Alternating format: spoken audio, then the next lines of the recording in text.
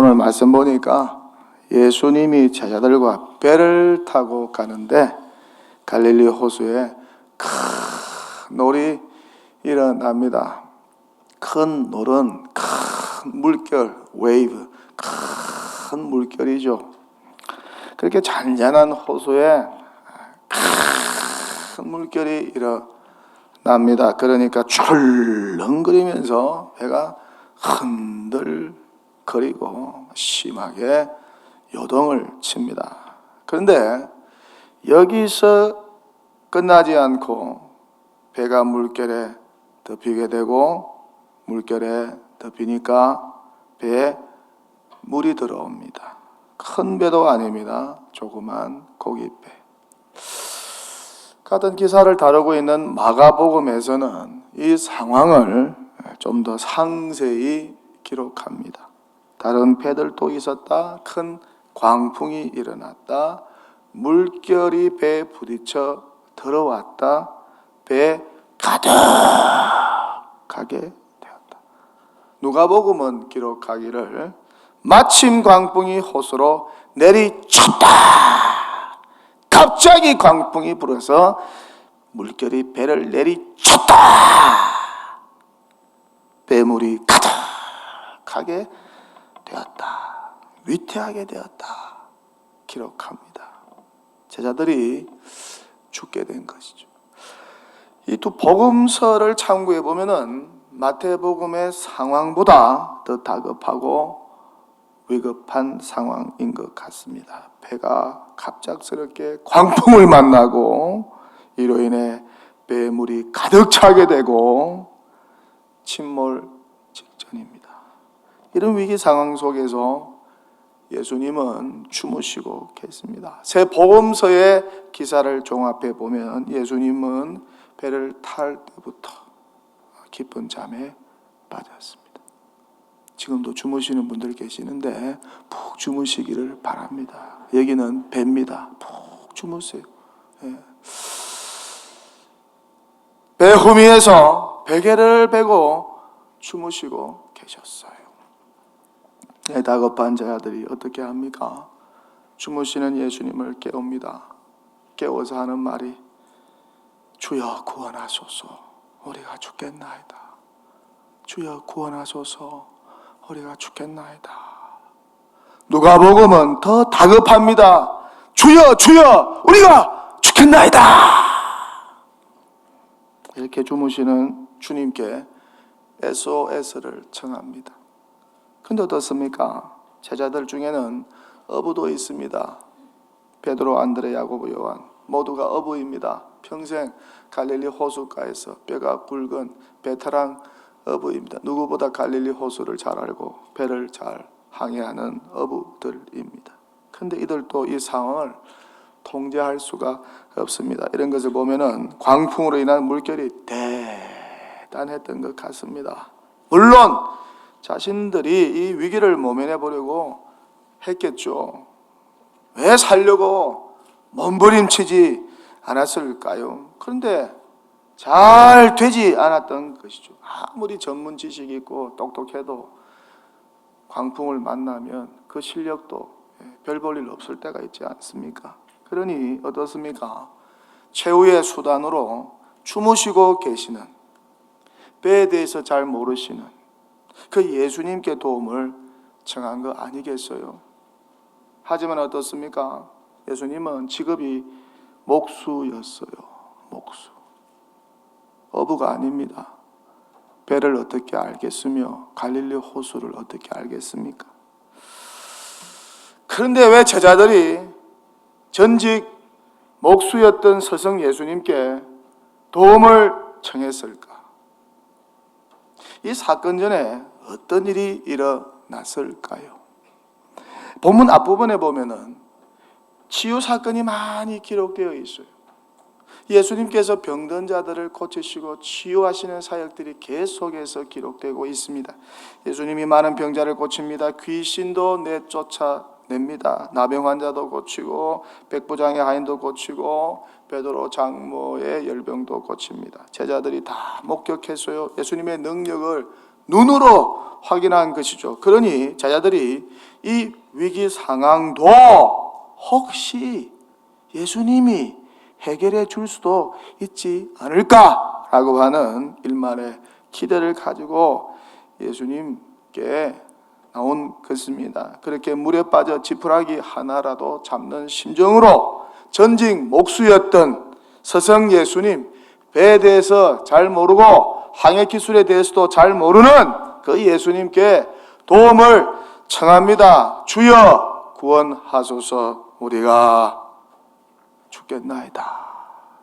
본문에는 한 줄로 되어 있지만은 당시의 위급한 상황을 조금이라도 상상해 보면은 그렇지 않을 겁니다. 더 다급했을 거예요. 그래서 누가복음은 주여, 주여, 죽겠나이다. 주여를 반복하고 있어요. 주여가 2번이 아니라 10번, 20번 외치면서 도움을 청하니 않았을까? 물에 빠져 죽어가는데 주여 1번 부르고 주여 2번 부르고 살려주세요 1번 부르고 하는 사람이 도대체 어디 있겠습니까? 살려주세요, 살려주세요. 사람 없어요? 나 죽어가요. 살려주세요, 살려주세요, 살려주세요. 예수님이 어떻게 하십니까? 자다가 깨어나시죠. 그리고 하시는 말씀이 그래 도와줄게가 아니고 희한한 말씀하십니다. 어찌하여 무서워하느냐 믿음이 작은 자들아. 이게 위로조가 아니라 일종의 책망조입니다. 어찌하여 무서워하느냐 믿음이 작은 자들아. 그렇게 말씀하시고 일어나셔서 어떻게 하십니까? 바람과 바다를 꾸짖습니다. 바람과 바다를 꾸짖습니다. 한번 상상해 보세요. 예수님께서 바람과 바다를 어떻게 꾸짖었을까? 근데 놀라운 일이 일어납니다.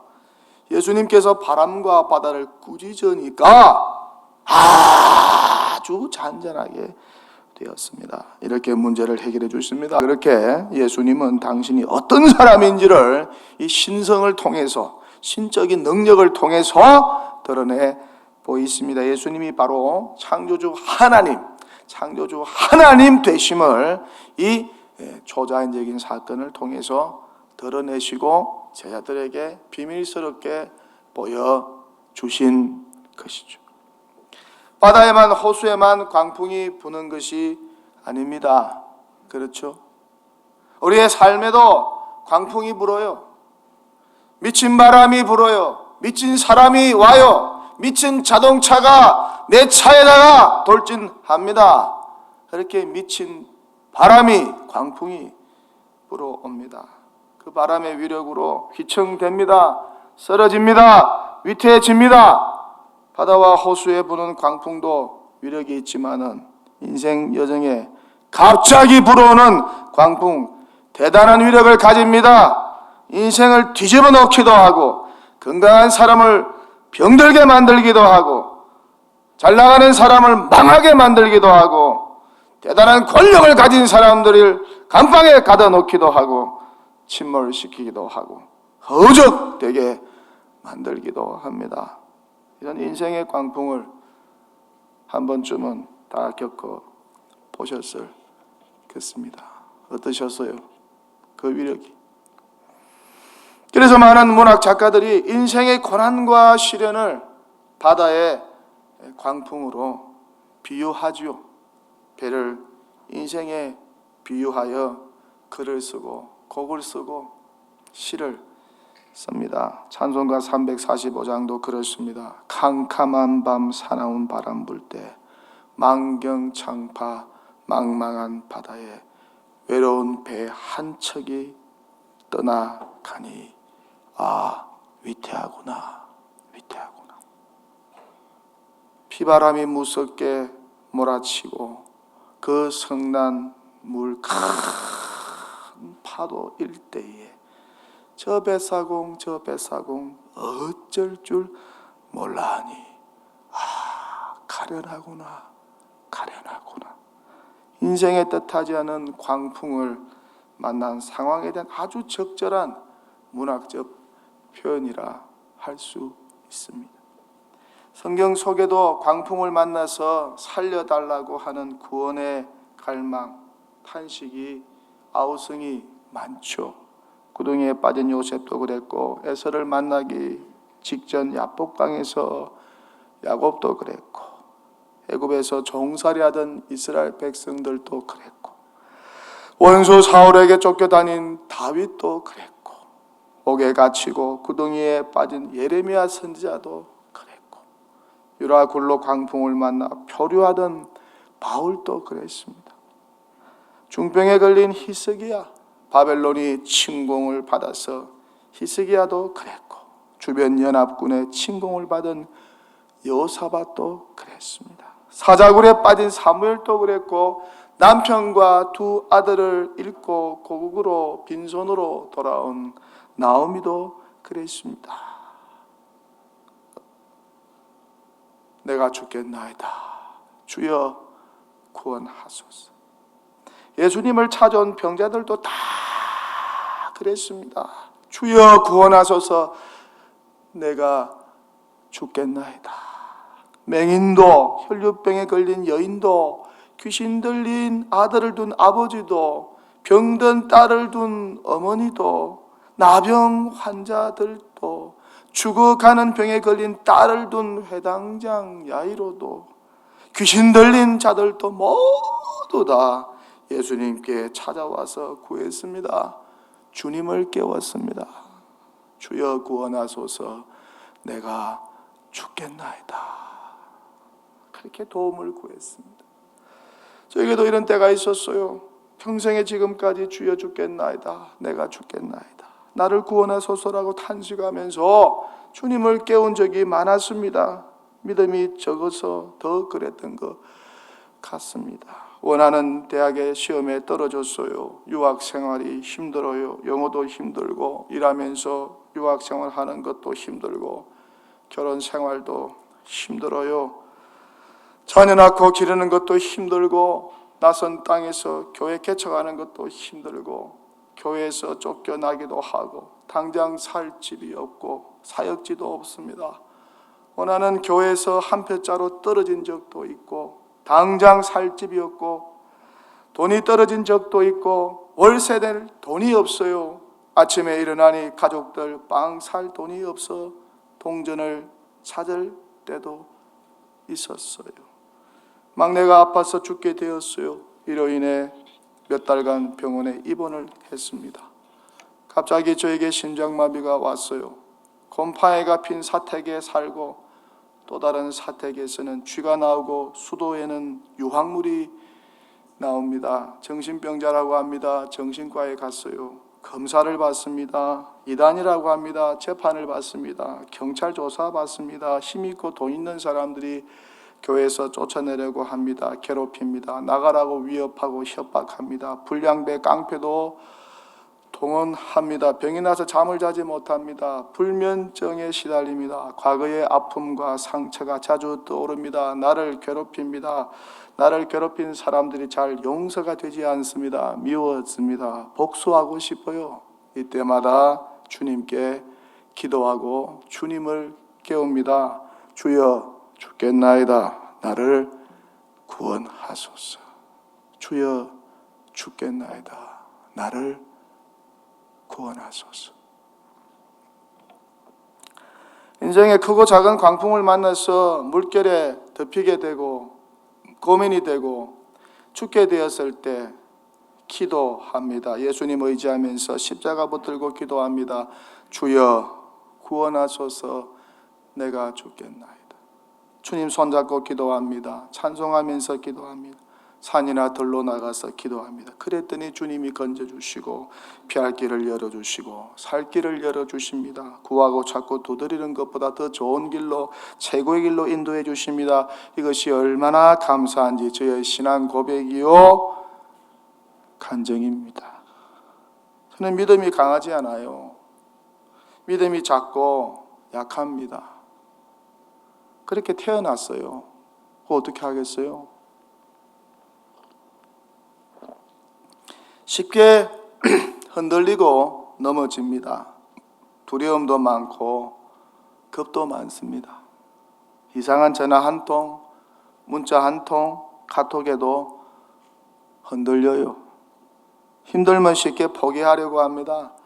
예수님께 구중 들은 제자들처럼 저 역시 주님께 구중 들을 일이 많습니다. 믿음이 작은 자야 어찌하여 두려워하느냐, 저에게 하시는 말씀입니다. 그렇게 믿음이 작고 무서움이 많습니다. 이런 약한 사람이 어떻게 이 험한 세상을 살아왔을까? 폭풍을 헤쳐왔을까? 생각만 해도 기적이요 은혜입니다.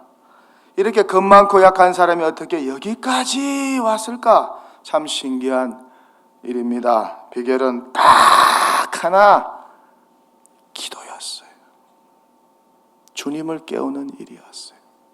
시도 때도 없이 주님을 깨우는 일이었습니다. 그렇게 기도하니까 여기까지 왔습니다. 기도의 힘과 능력으로 여기까지 오게 되었어요.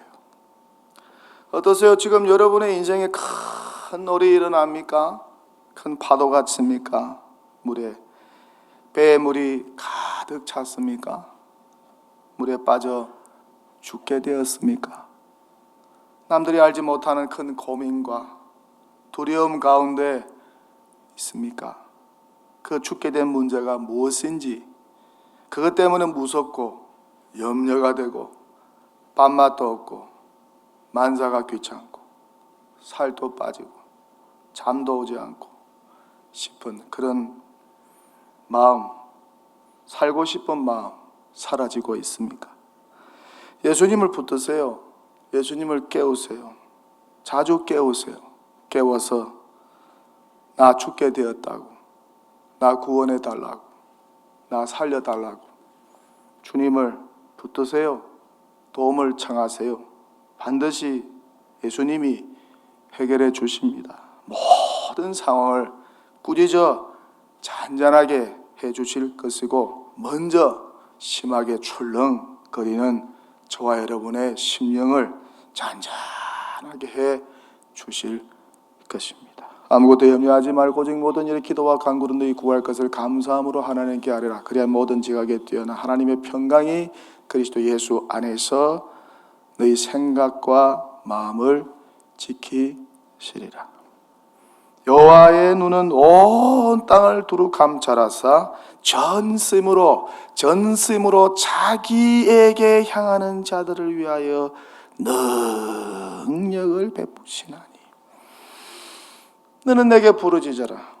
내가 내게 응답하겠고 내가 알지 못하는 크고 비밀한 일을 내게 보이리라. 구하라 그리하면 너에게 주실 것이요 찾으라 그리하면 찾을 것이요 문을 두드리라 그리하면 너에게 열릴 것이니 구하는 이마다 받을 것이요 찾는 이가 찾아낼 것이요 두드리는 이에게 열릴 것이니라. 하나님의 말씀, 생명의 말씀, 성경 말씀입니다. 기도는 파선당한 사람의 항구다. 기도는 물에 빠진 사람의 생명줄이다. 기도는 잘 넘어지는 사람의 지팡이다. 기도는 병든 사람의 의사다. 기도는 가난한 사람의 보석 창고다. 초대교부 크리소스톰의 말입니다. 기도는 아침에 열쇠요 저녁에 자물쇠다. 기도는 문제를 푸는 열쇠다. 기도는 문제를 예방하는 자물쇠다. 무명의 말입니다. 내가 여호와께 간구하여 내게 응답하시고 내 모든 두려움에서 나를 건지셨도다. 시편 34편 4절 말씀. 이 성구를 붙잡고 아브라함 링컨은 남북전쟁 당시 새벽마다 기도했습니다. 사람이 과거 때문에 하는 근심이 40%, 현재 당한 문제로 인하여 하는 근심이 10%, 미래 때문에 하는 근심이 50%라고 하죠. 그렇게 사람들은 쓸데없는 걱정, 근심을 많이 합니다. 그 근심, 걱정의 폭풍에 빨려 들어가서 행복을 놓치고 삽니다. 스폴전은 말합니다. 우리 모두는 겉옷을 벗어 기도의 방석을 깔자. 그리고 그 겉옷이 땀으로 흠뻑 젖을 때까지 기도하자. 예수님은 빈들에서나 산에서나 온 밤을 새워 기도하셨습니다.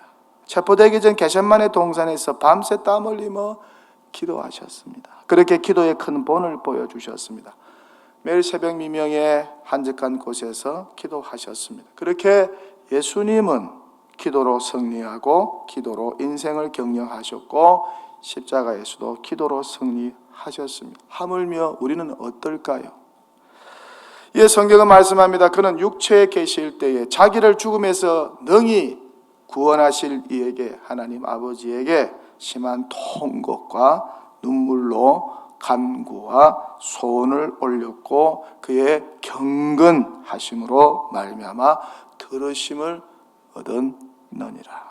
우리도 예수님 닮아 감당할 수 없는 인생 광풍을 기도의 노를 저어 뚫고 나가면 얼마나 좋을까. 예수님도 육체로 계실 때에 심한 통곡과 눈물로 하나님께 간구와 소원을 올렸다고 하는 이 말씀이 우리에게 어떤 의미로 다가와야 될까? 더 많이 기도하고 더 오래 기도하고 더 자주 기도하십시오. 기도와 찬양으로 인생의 험한 뱃길, 이 광풍 이는 뱃길을 항해하십시오. 하나님의 구원을 경험하게 되실 것입니다. 우리 교우 중에 인생의 광풍 중에도 기도로 승리한 분들이 많습니다. 제 주변에도 많습니다. 그분들을 뵐 때마다 존경스럽고 닮고 싶고 은혜를 받고 도전을 받습니다. 참 대단한 신앙인들입니다.